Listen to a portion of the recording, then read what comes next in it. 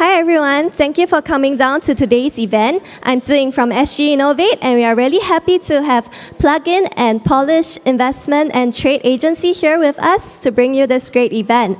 At SGInnovate, we believe Singapore has the resources and capabilities to tackle hard problems from around the world. And part of our resources includes knowledge sharing sessions like the one we are here for today. We are very happy to be collaborating with Plug-in and Polish Trade and Investment Agency, and we hope to have continued relationship with them. I would like to give a special thanks to Kasia and Magdalena to make this event happen. And I'll hand over the mic now to Magdalena who will introduce more about her company. Magdalena, please. Hi, good evening, everyone. I'm very glad to be here and have this opportunity to open this event. And as well, special thanks as well to SGInnovate, because actually the thing is that it wouldn't happen without them. That's the truth. I would like to say more a little bit about the Plug-in initiative itself. So it's all about uniting Polish tech innovators worldwide. It has started in London and currently has spread it worldwide to other locations. So we are available in San Francisco, New York, Berlin, and some other spots. And what we've done with Kasia, she's sitting just here, Kasia Miaskiewicz, chapter lead of Plug-in, and Joanna, standing just right there, and she will be moderating the panel. So we has launched the Singapore Plug-in meetups last year at the end of 2018. So today is actually our second meetup, which is going to reflect on transport and mobility itself and its future. So I would like to welcome you, and I'm very happy and glad that we all gathered and we are going to spend this evening together. There's a craft beer, Polish craft beer at the end of this room, so you can enjoy it. Enjoy the session, and we can speak later after the panel. Thank you so much.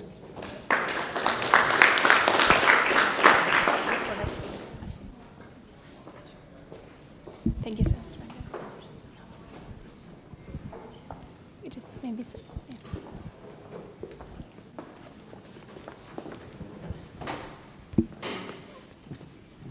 Perfect. Welcome to the night of rocket science, mobility, and the future of transport. We have an amazing panel here today with us, and I wanted to start by introducing our panelists. And also a bit about myself. The plan for today will be to have a very informal discussion about our opinions on mobility, autonomous vehicles, also rockets, and then we'll open the floor for the questions.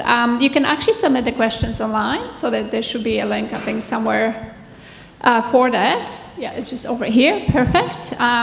So the best way to submit the questions is actually do it online. And then after about 45 minutes, I'll open the floor and we'll take the questions that are upvoted and we'll ask them as well. So without further ado, a quick introduction. So today at the panel, starting from your right, we have Xianwei Tong, who is the head of investment at SGInnovate.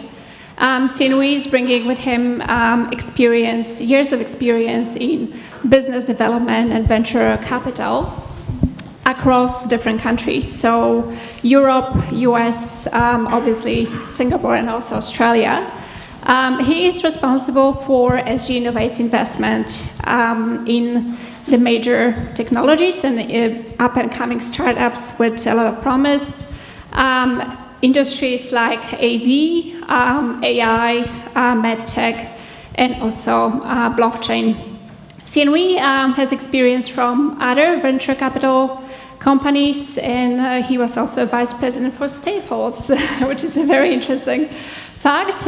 He also did co-found a startup in early 2000s, that was successfully sold to a global bank after just 2 years. So our next panelist, Dr. Malika Majani, is representing a research on autonomous vehicles. Malika is working for SMART, which is Singapore MIT Association for Research and Technology. and she's heading, she's a lead researcher for autonomous vehicles. Malika has a PhD from McGill University in computer science and a huge list of awards based on her research. I probably will have problems mentioning all of them, but she's been extremely active in this area overseas as well as Singapore, and she's actively participating in the international discussion and international conferences on the topic. And finally, we have Simon Gvosh, who's the co-founder and the CEO of of Equatorial Space Industries. Simon is actually running this initiative in Singapore together with his fellow colleagues, and it's a fascinating initiative. It's actually about making the transport into space more frequent and more affordable. And Simon believes that this could actually change the industry the same way as the drones have changed the aviation or the aerospace industry. So I think we'll have a lot of very interesting opinions today. And without further ado, I'll join the panelists to start our discussion. So maybe starting with a bit about the space itself, and it's a very difficult space, right? We need a lot of investment, and we need a lot of support to work on industries like space or autonomous vehicles. What do you think about the regulators? How do you think the regulators could help or contribute to the development? And also, what would be the right balance between the regulation and innovation? Yeah. All right. Okay, so first of all, we are in a very niche kind of field, because not many startups are developing rocket propulsion systems. So from our side, we find that there is practically no legislation of rocket propulsion development systems. Of developing rocket propulsion systems in Singapore. And since when we are looking for a test site locally, it's actually very, very difficult to even approach government agencies and pitch our idea. There is no clear-cut application process to use land specifically for that kind of activity. And the irony is that we do actually have enough space in Singapore. There's more than enough empty land far away from residential areas so that nobody's bothered by the noise to do ground engine tests. Of course, flight tests is a different story. We have to go overseas for that. But I would love to see some more, because we are not the only, believe it or not, we are not the only team which is working on rockets in Singapore right now. So it would be really welcome to see some more, basically some regulations which are accommodating that kind of activities. Great. Malika? So I can address on behalf of the autonomous vehicle side, where the autonomous vehicle industry is just beginning to start the certification process for AVs in Singapore. So Singapore is one of the very first countries where they'll have standards for autonomous vehicles. And it has taken a lot of effort to come to this point. So now, like humans have a driving license to certify themselves to go out and drive in urban roads, AVs are also going to have a license certification, which will help them to say that these are safe enough for a human to take over control or for a human to intervene at the right time. So there is a certification process which was just put in place recently, and all the startups and the AV academia and the people in academia and industry are going to abide to these rules in order to put the AVs on the road. So I think it's a very challenging problem to even set standards. And as Joanna rightly pointed out, it's not a single person's job. It has to be a combination of government representatives, it has to be academians, and there have to be researchers, and also from the industry side, so that all these can be put together in order to come up with certain standards that the industry could follow and use them as guidelines. So I think the future is looking positive in terms of AVs at least, and there will be certain mark that they will have to pass before they can actually go on the roads. Yeah, that's actually a really interesting topic. So introducing kind of a driving license or driver's license, but for vehicles and not humans. I guess that's managing also comfort levels of society, right, and people, and kind of giving some guarantees that the vehicles that will be on the road are actually safe and they're tested. Absolutely. I think the first step is like the public acceptance in this case, and people need to accept how the technology is going to roll out, like how it's going to interact with the people around them. So in this certification process, I can give you a bit of a gist how it goes. Like you have a pedestrian that crosses your path, and the AV is supposed to stop right in time, and then they measure how much distance, and is it keeping up with the safety distance requirements. So these little things sort of like can assure the public that the technology is ready to roll out.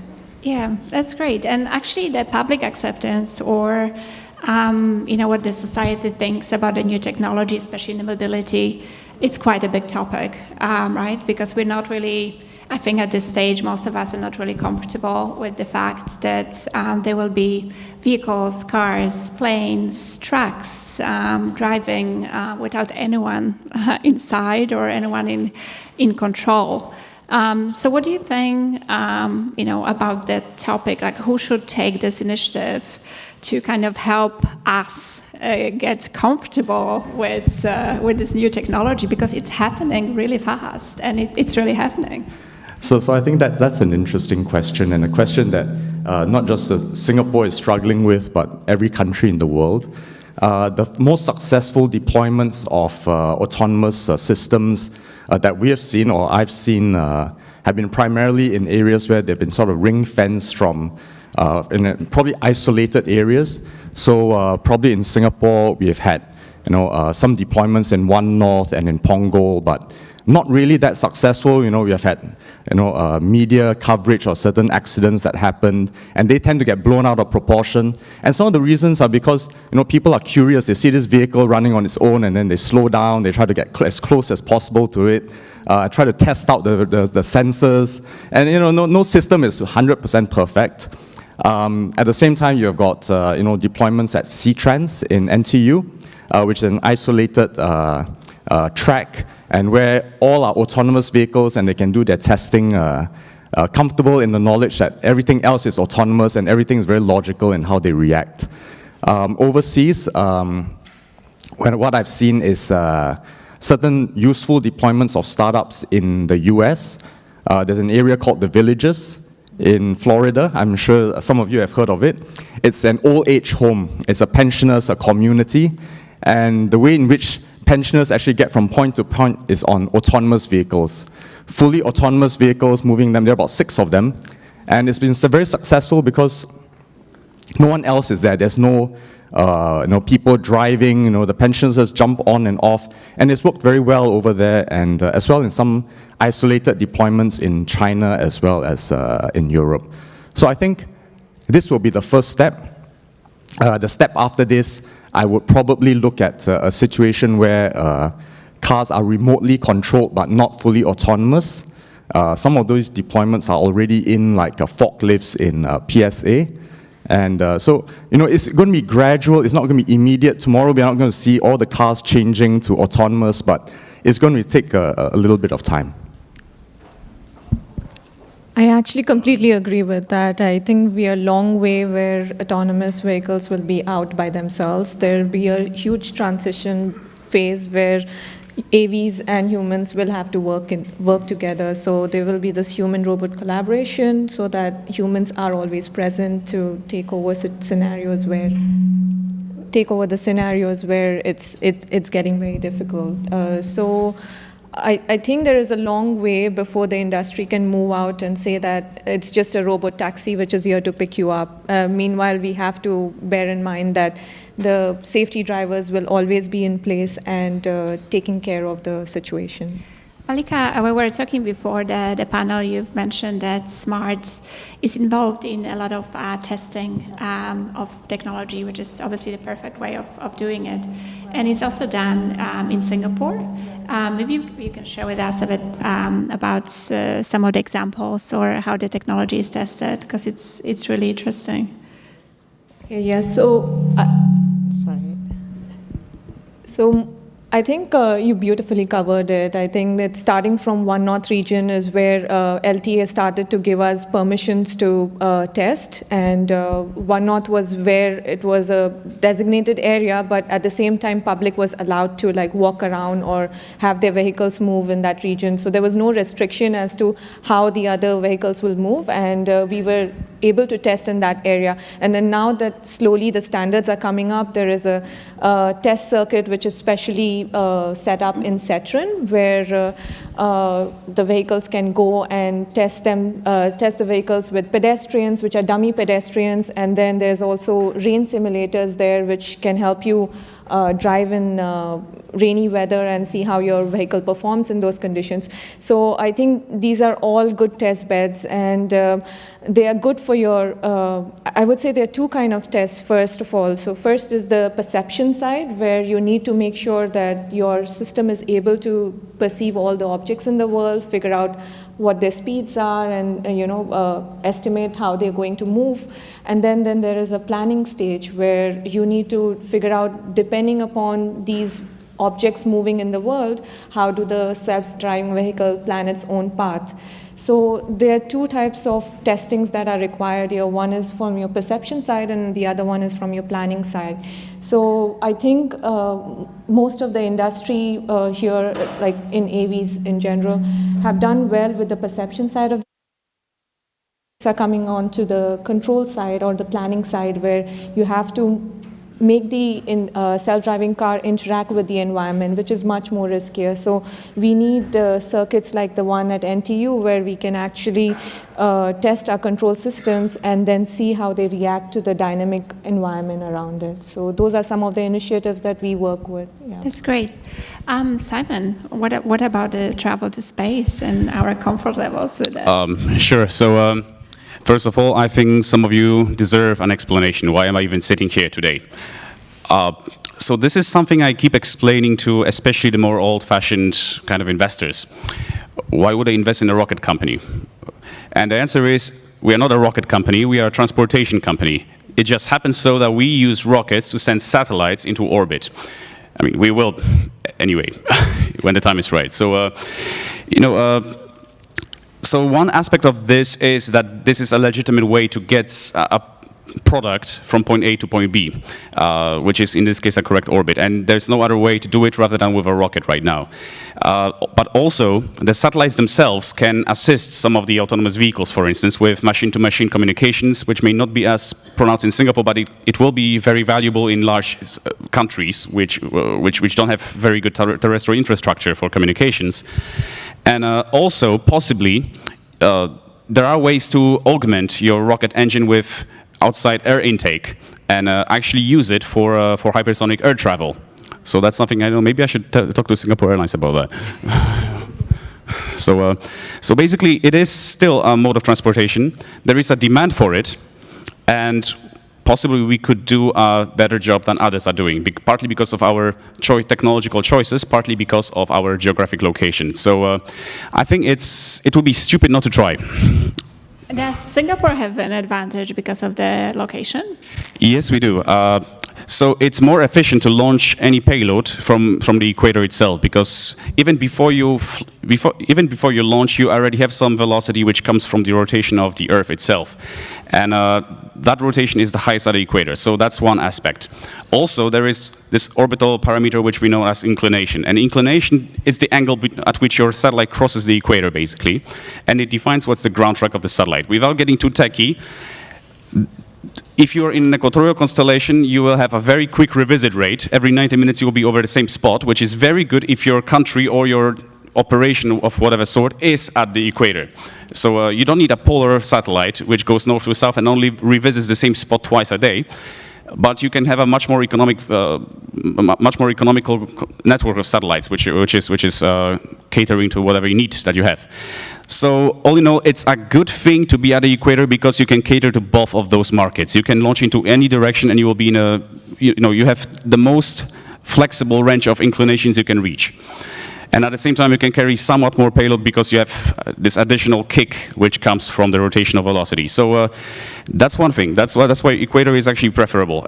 If you look at currently spacefaring nations, they try to put their launch facility as close to the equator as practically possible for most part.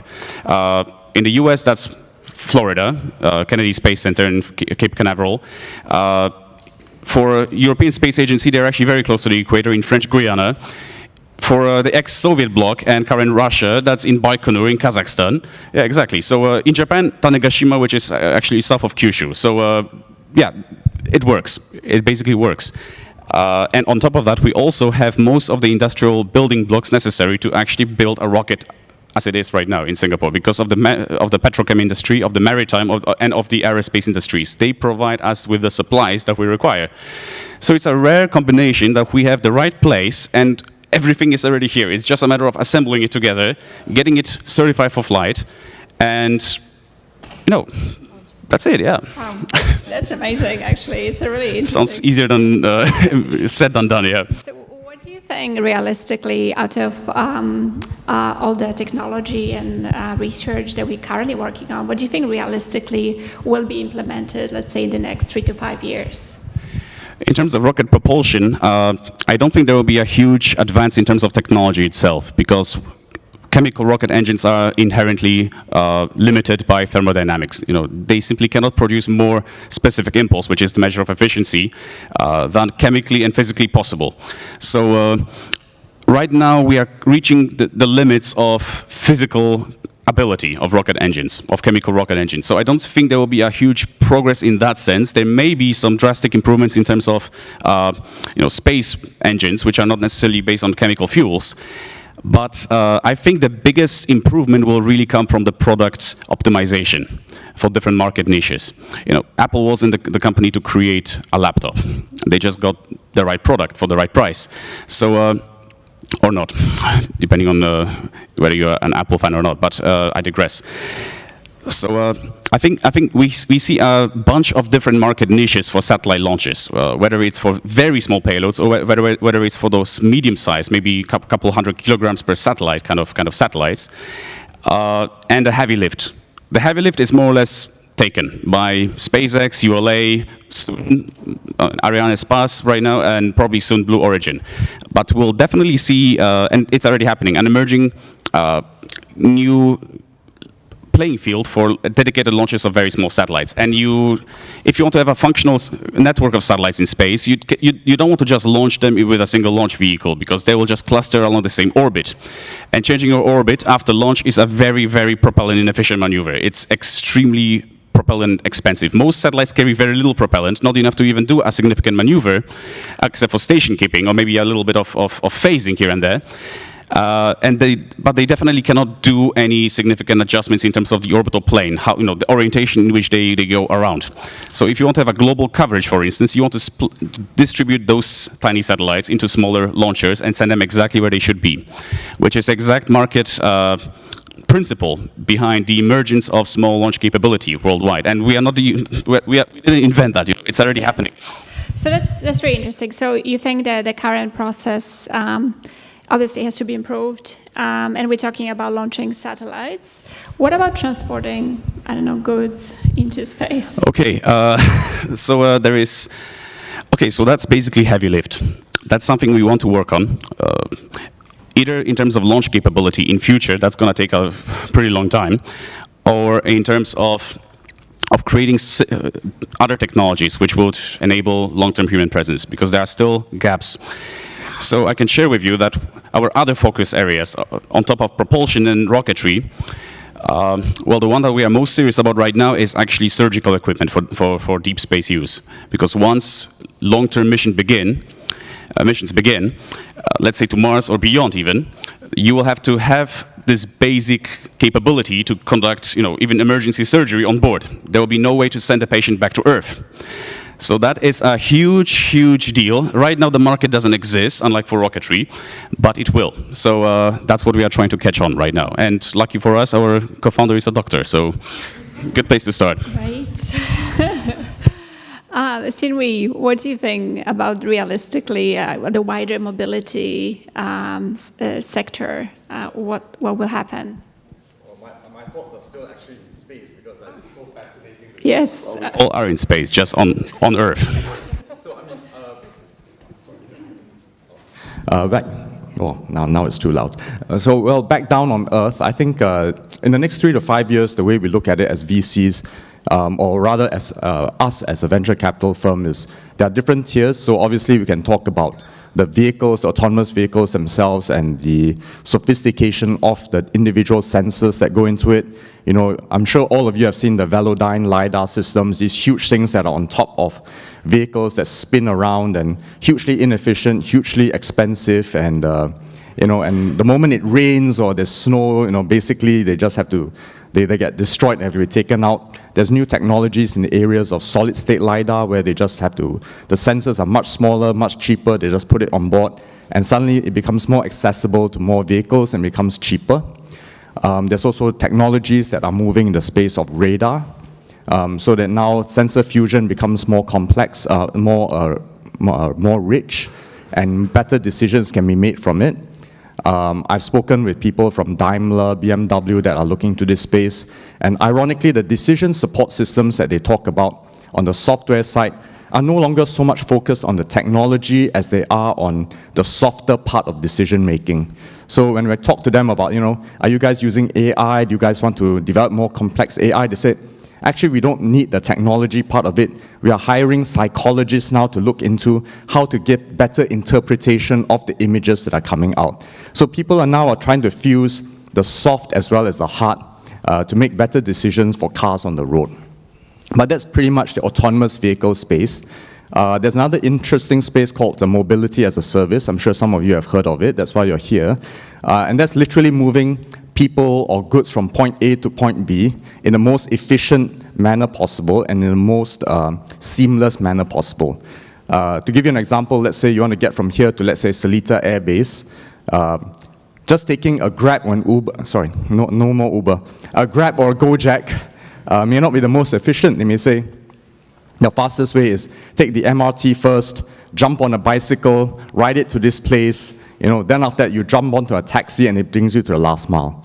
So some of those services are already in place. Mass Global in Europe is rolling out their system. In Singapore, there's Mobility X. So I think all these different technologies, different platforms, different business models are basically how things are going to be defined in the next 3 to 5 years. Yeah, that's great. And actually, just talking about mobility as a service, there was, I think, an article quite recently about Singapore planning to have buses, so autonomous buses on demand in 3 towns, including Punggol, I think, and Jurong, in 2022, which is only 3 years. So that's a very short term, actually.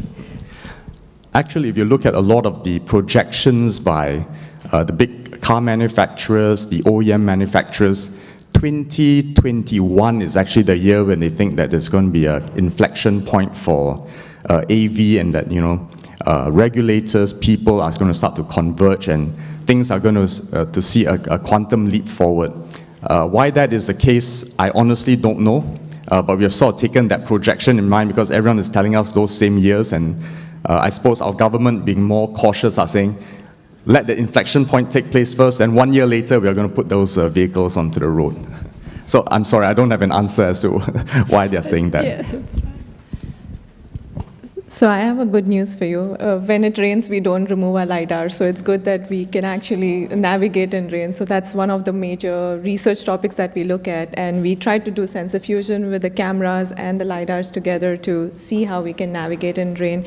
And these are the kind of edge cases I think that the industry is going to focus on, because I think the technology is there for AVs to run in ideal scenarios where if everyone is going by the book and following the signals on the road, I think the AVs can still survive there in that kind of environment, but the edge cases, the navigation in rain, navigation in snow, which is, I think in most of the US companies where they have tested AVs is one weather condition. Everyone has tested in Arizona, where the weather conditions don't change much. So I think that's where the industry is going towards, where you need to look at these things that cannot be defined by any rules. Like, for example, if it's a two-way street and then you have a vehicle parked in a single lane, and the only way to overtake that vehicle is to go on the opposite side of the lane and then come back to the lane that you are required to come back to.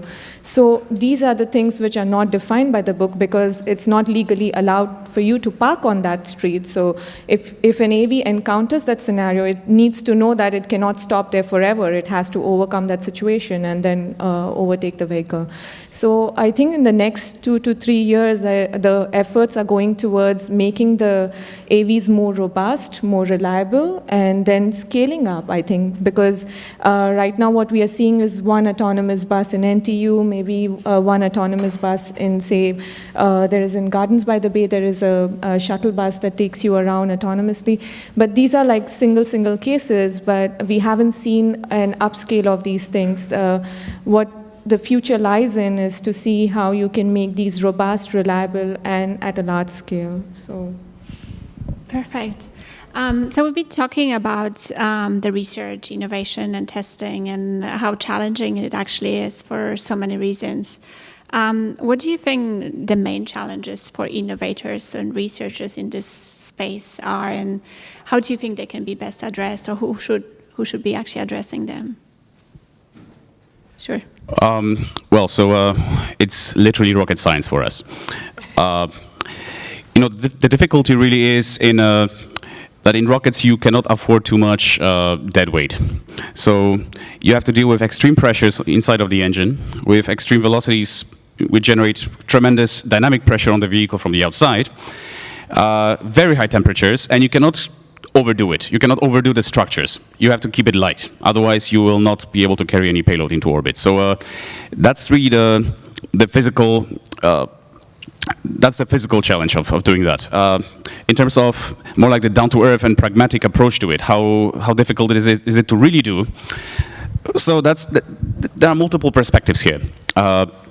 So as a startup, it's difficult to get a team which is diverse and sizable enough to deal with all those different problems, because you have hardware, you have software. If you want to build a mobile app, you can get 2 or 3 people and you can jolly well make an MVP. If you want to build a launch vehicle or even just a simple rocket, you need at least 12 or maybe 15 people, and ideally a few with prior experience. So that's already a difficult sell in terms of getting funding. Why is your team so big so early on? We keep hearing that a lot. So that's the practical aspect. You have to run a pretty large team, typically with very little resources at first. And then comes all that regulatory framework, which is difficult. So earlier I mentioned the difficulties of finding a test site on the ground. So that's just the beginning. Because if you want to launch a rocket into orbit, you have to deal with a whole bunch of licensing and permits, and you need a space agency to help you with that, basically. There's no other way you can coordinate the marine and air traffic in the entire area without assistance of someone who was created specifically to deal with that. So I still hope to see a unified space agency for the entire region. That will help us tremendously, because we would definitely be dealing with multiple jurisdictions during launch. Even if we do it from Philippines or Indonesia, likely we'll be crossing to another airspace during the flight. So all that regulatory framework is still pretty nascent. It's still pretty early, and also, and that's something. That's something that I wish was given more thought right now. Not all space law is concerning rocketry and launches, actually. If you look at Luxembourg, they were one of the first countries to introduce legal framework for space mining. To make an amendment to the Outer Space Treaty, which said that a private company can actually extract resources in space for profit. So you don't have to be huge. You don't actually have to do launch operations from your own territory to get involved and actually attract a lot of money into it. There's only 2 countries, US and Luxembourg right now. I think Japan will be next. So that's something worth consideration, I suppose. Yeah. So. Mining. We should all think about it. Sounds weird, but it's the future. Yeah. Malika, what do you think about the challenges in your area? What are the main challenges? I think, to sum it in one word, it's the responsibility. It's not clear. When things go right, everyone is there to support you. But when things go down, we don't know if it's the person who's written the code, person who has developed the hardware, or the insurance is not clear on this point, who's liable in this case. So that's a huge thing for any innovator, because when you're going out and testing your vehicles, which are going to interact with other people around, you need to know where the responsibility lies. I think other than that, if you keep the responsibility part aside, it's how do you test your vehicles, because now you're going to interact with the world, and it's a very high-risk thing. So you have to start in small steps and say that the way we do it is we try to see how our control systems work, or how our planner works as opposed to a human, and then we do this comparison study between how humans react to certain scenarios and how the vehicle would react. So that's just once we are confident about its reaction to different scenarios and we've sampled it few times, then probably we can dare to test in the environment. So we have to start from a very conservative point and then move on. So I think that's one of the biggest challenges, to be able to safely test. So maybe the answer is dummy pedestrians, like Cetron is doing right now. I don't know. But yeah, that's one of the ways to go forward, I guess. Great. Yeah. We've been also talking about funding, right? We've been talking about the fact that research or innovation in the space of transport or mobility takes a lot of time and takes a lot of effort, takes a lot of people, as Simon mentioned. Maybe Sienui, question to you. I suppose it's right up my alley, the funding part of it. I think I had a quick conversation before this session on this, and I think at the end of the day, and this is just our thesis, is that when we look at companies, we understand the challenges. I think we're not unique in that. We understand the challenges of autonomous vehicles, the need for the convergence between regulators, the community, the technology. We know that it's not going to happen in the next few years. Profits may not come in immediately, provided you just focus on autonomous vehicles. So what we always look for in companies that we invest in are those that have got more than one, they have a wider use case. And I'll give you an example in the spirit of disclosure. Companies that we invested in, like Sense Photonics in the US, which is a solid-state LiDAR company. They are not strictly focused on the autonomous vehicle space. They have obviously a product for AV, but they are focused more on larger systems, for forklifts on trucks to aid in navigation, more like driver aids than actually the control system to navigate the vehicle itself. We have also invested in a radar company in the US called Echodyne. And yes, they have a radar for AV, but their core product actually goes onto the fighter jet, the F-35 fighter jet.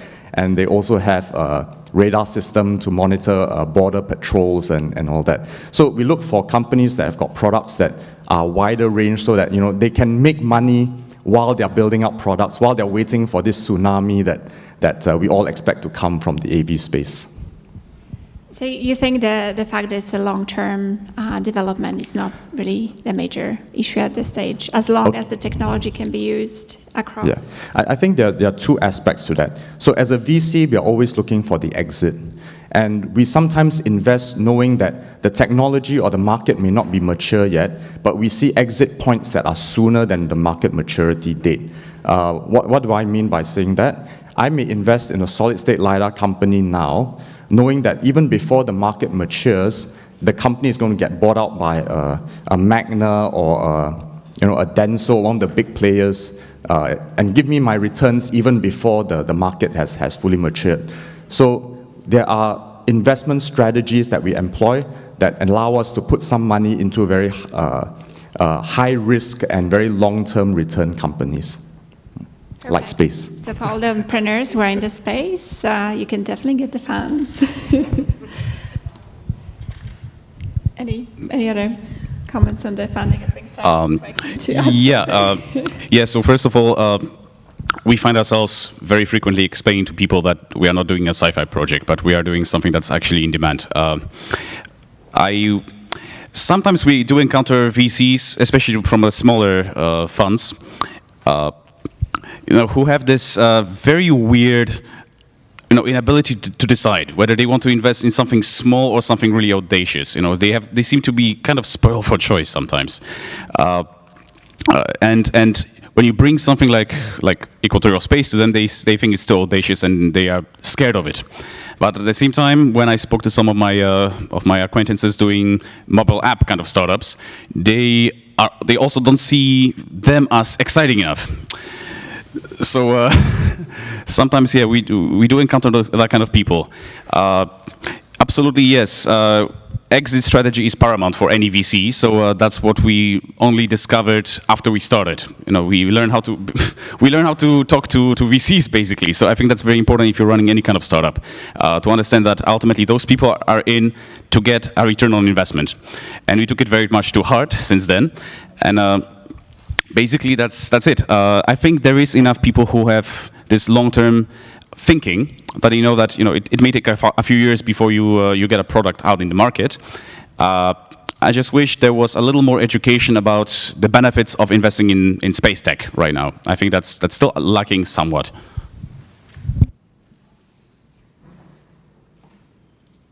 So we do have funding issues in a different way a bit, because we are a research institute, and people generally ask us, like, what are you doing which is different from like Newtonomy or like any other self-driving car company out there? Like, what are the things that you do which make you separate you from them, and why you're like doubling the work? So you have to justify the funding that you're getting. So I guess one of the spaces that we dare to venture is like these edge cases that I was talking to you about, where you need to come up with scenarios where an autonomous vehicle probably will go on a pause, seeing the car in the lane, but whereas in our case, because we are in research, we can dare to experiment on that and see how can we push the boundaries of the research here. And again, like navigating in rainy weather, I think that's not one of the priorities a self-driving car company would have, because for them it's who's going to launch first to be able to commercialize such a technology. And when it rains, probably they'll shut down the operations to be on safe side. But for us, we can actually, as a research institute, push those boundaries away. And then the other thing that we focus on is this first mile, last mile commute problems, where we have an autonomous golf buggy which can go in campus environments, and then we have a scooter which can take you within buildings. So we can do operations at airports and also hospitals, where we've like deployed our wheelchair, autonomous wheelchair. And the nurses regularly complain over there that half of our time just goes by in pushing these wheelchairs, which can actually become autonomous and take you to your appointment room. So these are the spaces that sort of makes us a bit more unique than the other AV companies out there, and that's how we try to justify. But actually, yeah, so funding is always a continuous issue that we have. If I may build up on that point, when you're doing this kind of deep tech, I suppose you will agree with that, when you're doing a deep tech research, sometimes you begin with a very broad idea, what do you want to develop, and only the closer you delve into it, the further you go into it, only then you find some very nuanced innovation area that makes you different than more established companies. So especially in terms of very complex projects such as AVs, for instance, or LVs, launch vehicles, you need to delve into that before you see that there are specific pieces of hardware or software which actually can be made better. So you don't know until you really try. I think it's more of the team dynamic that can set you apart, because you have to have a bunch of people who are very flexible in that sense, and can spot those prospective innovation areas as you go in. Absolutely, I agree with that. Great. I think it's time for us to open the space for questions and open the dialogue to our audience. But before we do that, just one last question, which I think is quite interesting, and it's kind of connected to really the vision of the future. So, not sure how many of you heard about Mars One project. It's been in the press quite a lot. The Mars One project actually promised to put a human colony on Mars in 8 years. So the question to our panelists, and later on to the audience as well, do you think it's realistic? Do you think it's going to happen in 8 years? Should I take it? Yes. Okay. Well, okay, so Mars One has a little bit of bad rep inside of the space industry, because they don't actually have much technology. They have a beautiful, lofty idea. They are doing an experiment, but ultimately they don't have the means to get to Mars. And now, colonizing Mars is so exciting because it's not just one organization or one company that's going to be working on that. Because the beautiful thing of colonizing space is that you have to build every single industry from scratch. That's why it's predicted to become a $3 trillion industry by 2040. So that's a huge opportunity in it. I think the only company currently which has a good shot at landing humans on Mars is SpaceX, because nobody else is working on the launch architecture to deliver so much payload into a trans-Martian injection, into an orbit which basically goes towards Mars. So I think if there's anybody who's going to do this by 2020s in general, probably not 2027, that's a little tight, that will be SpaceX. And hopefully they'll be carrying some of the equipment we've built. Great.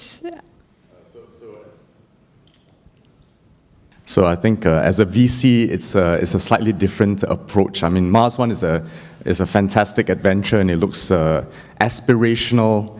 But we're looking at 2040. We're looking at that year.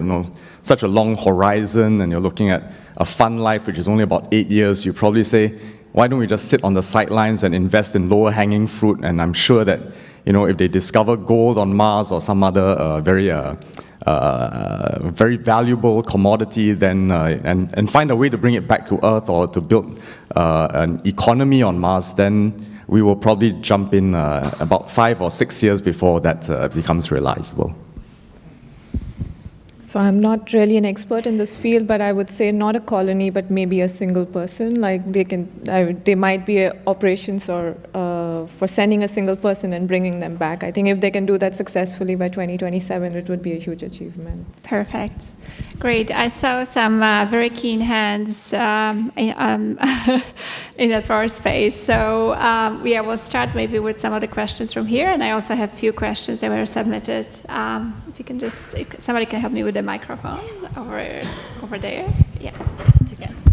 That's all right. Everybody can hear me? Yeah. That's fine. All right. Perfect. I have non-serious questions. They're not really very serious.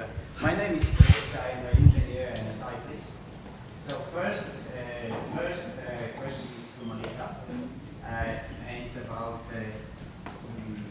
maybe I would like to see on the road autonomous bicycles just riding by themselves. So what is going to happen? We are going to have an interaction of a physical rider and an autonomous vehicle. Do you think that I come from my experience? So when I ride, I can see. I always want to have an eye contact with the driver. Okay, it's an acknowledgement that I'm here, and there's an acknowledgement that he can see me. Do you think that in your research can you do something like a feedback between the machine and the human on the road? So that's a question for you. Of course, I don't want to be negative, no, because like 30 years ago, driverless trains were sort of like a norm, like what we can now look at an everywhere. So it is going to happen. Yeah. But it is a long way. Right. So, but that's a specific question about the feedback. So I absolutely agree with you that we have long way to get to that point, and human interaction will be a very key role to get there. So there's actually a bus out there. I don't know which, I forgot the company's name and the country, but they do have a little like eyes popped out of the, like instead of headlights, they have eyes, and they actually make eye contact with humans when they are at the intersection. So that's exactly what you mentioned. So yeah, there can be technologies as such, and then this is a bit on the humor side, but we did think about, because we also deploy autonomous golf carts in campus kind of environment. So at some point we were thinking because when humans, like when people see the demos happening, they just want to crowd around the vehicle, and then because they're crowding around, there's no path that the vehicle sees to move forward, and it just gets stuck in place. So at some point we were also thinking like, how about putting manipulators and like trying to push the crowd away? But yeah, that's on the humor side. But I think absolutely the interaction between human and the machine is a key point to go forward. Some sort of feedback, maybe right or right. Sound or visual sensor. Yes. Another question to Simon. Actually, two questions to Simon. Simon has a side list. I'm not going to go there, but there's a miniaturization of electronics. Okay, so basically, like 20 years ago, 30 years ago, you had to send a bus to the space. And now it's enough to send maybe ping pong ball. Okay? So it appears that there might be a niche for this sort of launching capability, which is not really very big, which does not have to cost trillions and trillions of dollars and this sort of things. But send something. Yeah. Send something there. So that's question number one. Yeah. Okay. So let me just answer this quickly. That's exactly what we're working on currently. So the most common platform, for those of you who are not very familiar with current satellite technology, is called CubeSat. They are as small as 10 by 10 by 10 centimeters, and they can actually perform more and more of the same functions that traditionally used to be done by heavy satellites that used to cost hundreds of millions. So it's a huge market shift right now. Yeah. Question number two. There'll be quick, three questions. A lot of questions. Question number two is now, how much mass do you think, like in the foreseeable future, to send? I'm not looking weight, because out there there's no weight. So how much mass are you going to send? You think of sending like Right. So for our first launch vehicle, we are designing it to carry between 20 and 70 kilograms of payload. 20 to polar orbits, because you don't get this extra kick of that extra velocity that comes from the eastward rotation, and 70 to low Earth equatorial orbit. Okay. Question number three. There will be a lot of people wanting to send something to space. We can be kind of like satellites, the rings, okay, the space junk around. Okay. Yeah. Question. So leading to the question is like, first of all, you don't want to leave rockets there. You want to have a vehicle that comes back and is useful, this sort of thing. And the second thing, what do you know about this job? Very good question. Okay, so let me explain a little more details about the phenomenon of space debris. So first of all, the atmosphere doesn't just abruptly cut. It slowly dissipates, and until 500 or 600 kilometers above the surface, there is still quite a bit of air resistance. So at those altitudes, if your satellite does not have propulsion, it will gradually slow down and re-enter the atmosphere and burn up. So those altitudes are not a huge concern. But beyond that, this orbital decay is not very strong. So those satellites stay there for decades or even centuries. And that is a huge concern. So there are companies, there's even a company in Singapore called Astroscale, which are developing satellites to capture other satellites, the dead ones, and deorbit them. However, there is another thing to consider, because the big chunks of debris is not the main concern. The main concern is actually the very small ones. Things that come from detaching different stages of rockets, for instance. So right now there is an increasing push towards having satellite detachment systems which don't actually eject any extra debris, which basically just have some sort of magnetic mechanism, for instance. Yeah. Great. Yeah. For a new business of cleaning the space. Okay, so I personally think it's going to be, because it's expensive to do it. I think eventually it will have to be an international government mandated kind of framework, which pays for that with taxpayers' money. Unfortunately, it's necessary because without that you will gradually lose capability to deploy more communication systems, and that's bad for everybody, including the taxpayers. But the great thing is, even with that, you still need a launcher. So yeah, more. Thank you so much for all the questions. Yes. Sorry, Sam here. I've always been in. Yeah. Sorry. It's all right. Yeah. Okay. So my question is this, because I've been following on the technology itself on autonomous vehicles as well, and I've noticed a trend that they're actually system-centric. Basically, where autonomous systems, they actually build a framework of system where they detect the vehicles and such, where people are supposed to follow the system. But is there any case where there is a human-centric system where autonomous vehicles, or rather autonomous aids, actually come to it as augment to the human reactions, then as compared to following the system at this point? Yeah, so that's actually what we are doing currently, that we are looking at, we call it the intention-aware planning. So we look at how people are moving and how, based on like few seconds back, how the velocity is changing, what's the probability that this car will actually come into my lane, and then based on that, should I slow down and decelerate?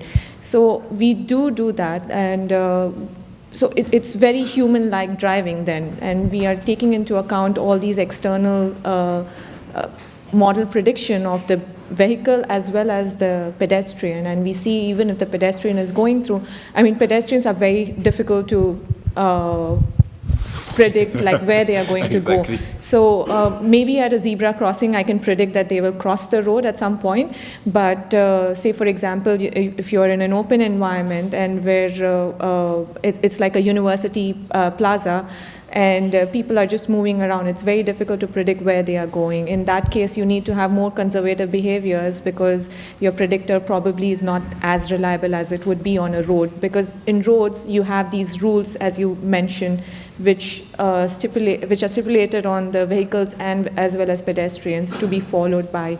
So as long as people follow those rules and the self-driving car can interpret those behaviors, it can plan its path accordingly. Right. I think that's the trend now. We have seen a few companies in Europe, in the US. I think France, there's a company called Prophecy. In the US, there's a company called Perceptive Automata. All these companies seek to integrate the experience through a variety of sensors, not just from the vehicle itself, but from the lamp posts. And then they try to look at not just people, because people are not the only stakeholders on the road, and there are cyclists and animals as well. So one of the most fascinating things I've seen in Humanizing Autonomy, is a UK company, is that they actually try to predict whether this dog's going to run across the road, because they think that they have already got the psychology of the people down pat. So now they're going to make sure the animals don't get hurt when they run across the road as well. So I think this is pretty much the trend now. Yeah. Right. Thank you so much. Another question. Is that okay? Yes. Okay, sorry. Another question on autonomous vehicle is, do you believe that there is a hype on autonomous vehicle? I mean, you mentioned a few times the limitations, especially of LiDAR, that doesn't work very well under bad weather conditions. And so do you believe that the general public has wrong impression on where are we on autonomous vehicle now? And do you believe that people like Elon Musk are not helping in saying stuff like, his last tweet about it is that in 1 year time, before the end of next year, we should be able to sleep and wake up at your destination in an autonomous vehicle. So do you think it's not helping? Well, I don't have a crystal ball, but I think that the general thinking is that, is this technology here to stay? And I think it will go up, there'll be ups and downs, positives and negatives PR-wise. Technology moves forward. 10 years from now, are we going to have a fully autonomous transportation system? Maybe not. But then the question is, do we not agree that at some time in the future, this is likely to be the case? So I think the way we view it is like, it's a bit like when automobiles first came onto the roads and they were sharing the roads with horse-drawn carriages and all that.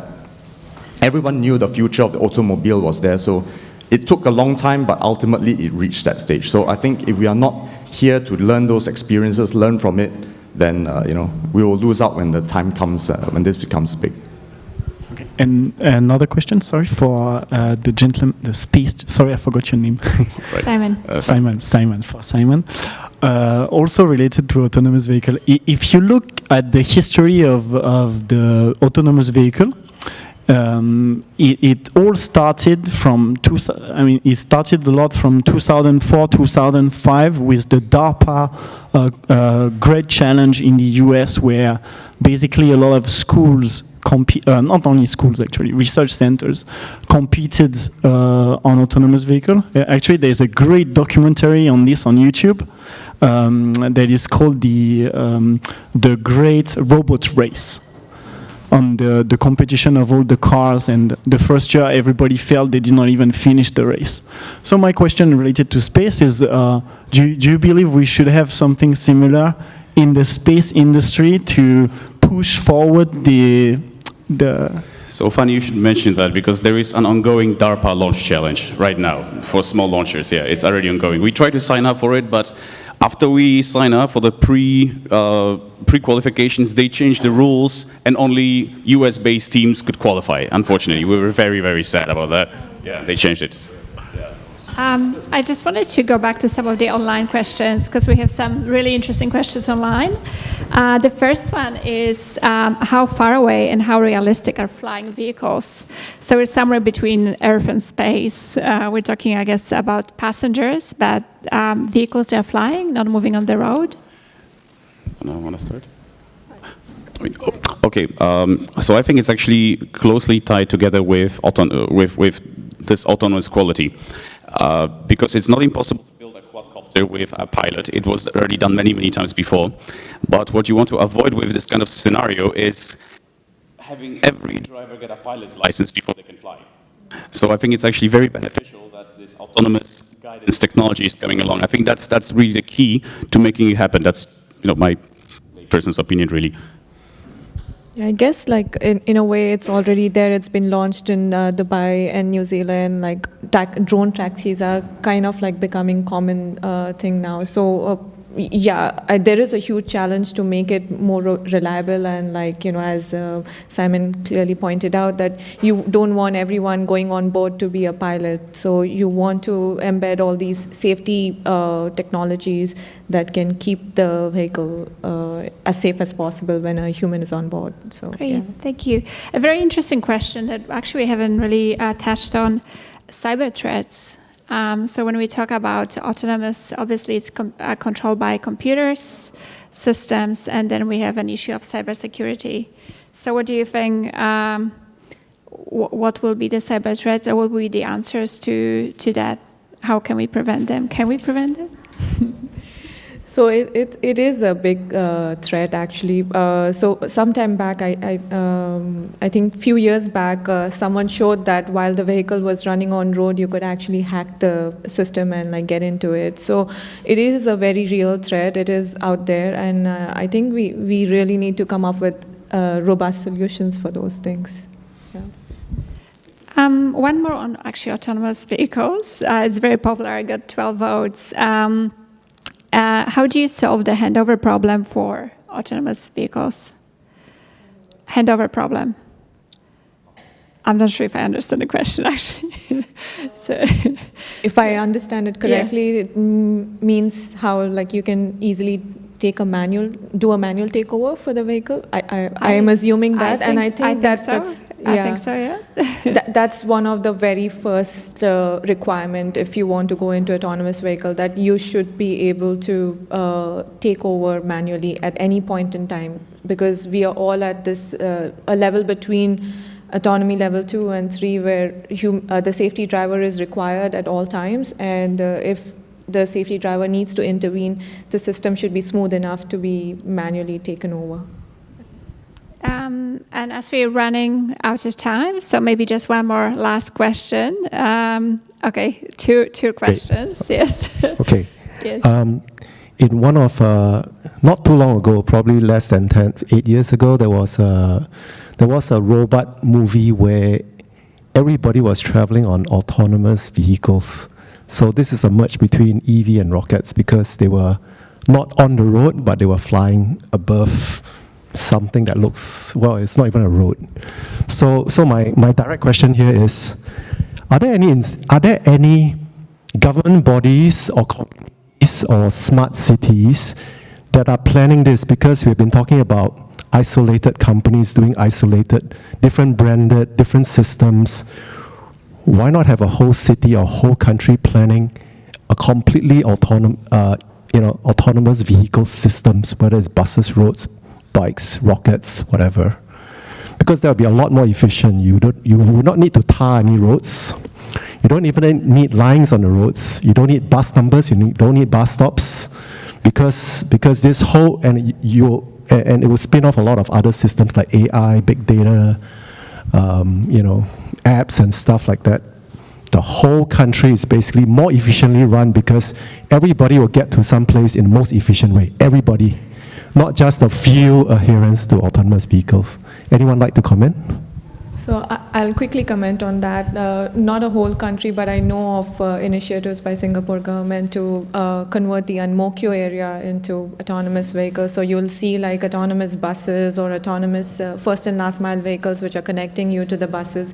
And also like for the silver population that they call, like they're going to have either like wheelchairs or like scooters which can take them autonomously, and then these garbage collectors which can probably also become autonomous. So Ang-Mo-Kio is sort of like the town probably they are looking for and seeing how introducing AVs in such a space will cause changes. So there's a lot of research is required behind that, because you have to see how the people will react to it, to such technologies, and if there is any infrastructure already available there to incorporate the AVs into it. So no, I think it works. I would definitely want to be on. Yeah. And it's a lot bigger than this. It means no traffic lights too. Exactly. Yeah. So I'll comment it from a more practical standpoint, which is that, I mean, I've actually sat in a quadcopter in China before. A bit of a frightening experience because, you're up there and that's pretty much about it. I would still state that it is the most inefficient way to move a person from point A to point B. And that actually defines how the whole economy works. So to actually isolate an area, 100 on the coolness factor, but efficiency-wise, it is very low down. So I think practical considerations are that from a government's perspective, yes, it sounds really nice, and they can do it in very small areas as a test bed for technology, but I think economically, I don't think anyone else wants to pay more tax to fund this kind of infrastructure. And besides, if you reach that level of technology, the truth is, why do you even need to move from point to point? Thank you. I would like to thank our panelists for a really fascinating discussion and very interesting insights. And I would like to encourage you to stay longer. We have really good Polish craft beer, Połanin. And we have our panelists still here. So if you had a question that wasn't asked due to lack of time, please feel free to come over and ask it in person as well. Thank you so much. Thank you to you.